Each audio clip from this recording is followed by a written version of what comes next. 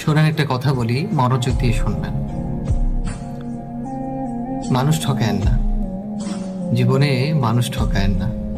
সুখের দেখা কোনো দিন মিলবে না। যতই আপনি সুখের সন্ধান করেন, সুখ আপনি কোনো দিন খুঁজে পাবেন না। মানুষ ঠকায়েন না। আপনি একটা রিলেশন করলেন বা একটা ফ্রেন্ডশিপ করলেন, হঠাৎ আপনার কাছে মনে হচ্ছে এটার থেকে লিভ নেওয়া দরকার, আপনার বোরিং লাগতেছে, ভালো লাগছে না।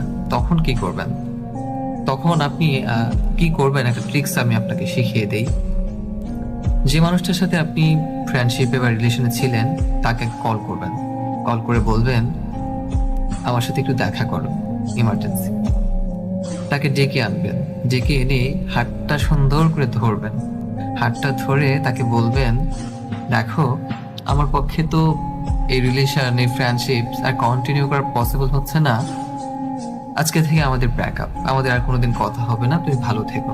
সুন্দর করে মিষ্টি সুরে তার সাথে কথা বলে তাকে বুঝিয়ে ফিরিয়ে দিয়ে আসবেন।